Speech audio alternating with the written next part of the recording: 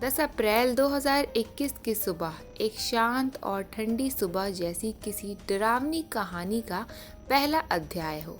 कर्नाटक के खारवाड़ जिले के पास के जंगल में गहरा सन्नाटा पसरा था। इसी सन्नाटे को चीरते हुए एक राहगीर जंगल के बीच से गुजर रहा था।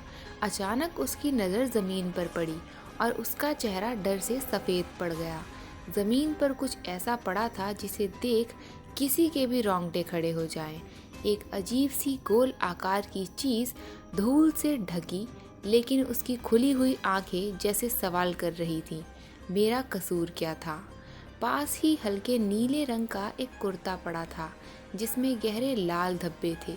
यह सब देखकर राहगीर कांप उठा और उसने तुरंत पुलिस को सूचित किया। कुछ ही देर में पुलिस वहां पहुंच गई। उन्होंने पूरे इलाके को घेर लिया।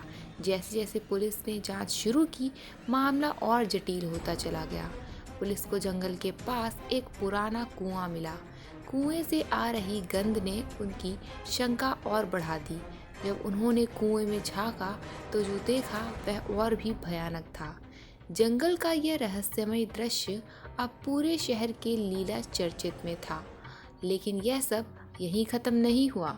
अब कहानी तो समझने के लिए हमें पीछे जाना होगा। 25 साल पहले खारवाड़ जिले के एक छोटे से गांव में जन्म हुआ एक प्यारी सी बच्ची का। उसका नाम था शनाया। शनाया अपने माता पिता बदलवे और सोनिया की इकलौती संतान थी।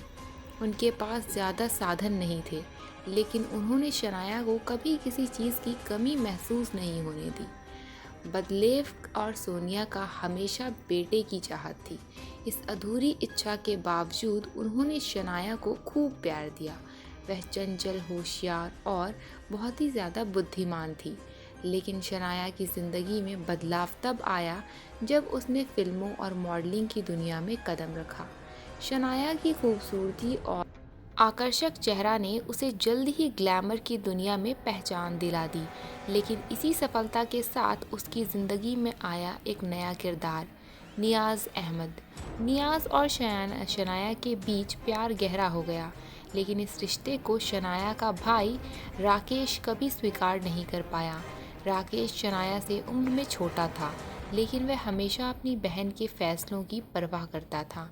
नियाज़ के साथ शनाया का रिश्ता उसे खटकता था। एक दिन राकेश ने शनाया से कहा, तुम्हें यह रिश्ता ख़त्म कर देना चाहिए। नियाज़ तुम्हारे लिए सही नहीं है। शनाया भड़क गई।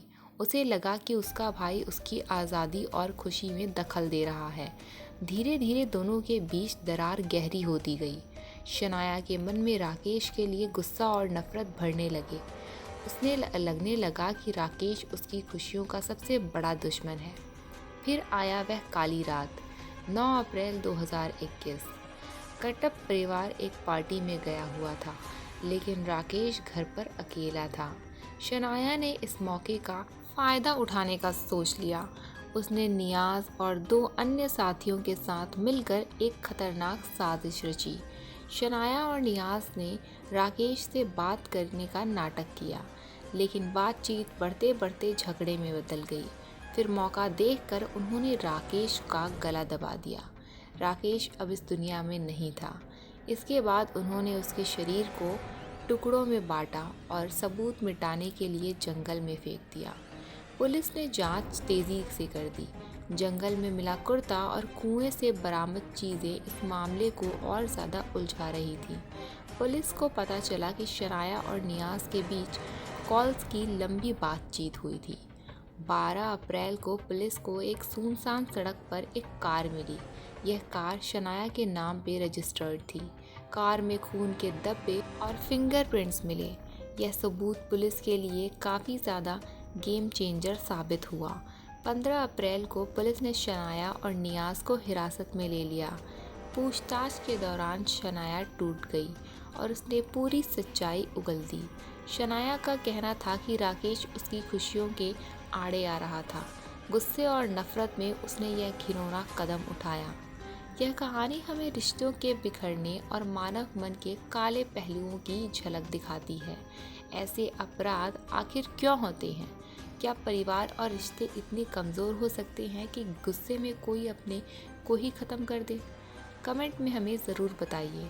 और ऐसी सच्ची कहानियाँ के लिए चैनल को सब्सक्राइब कर लीजिए ताकि आपसे ऐसे एक भी कहानियाँ मिस ना हो सके। मिलते हैं एक और नई केस के साथ और एक और नए खुलासे के साथ।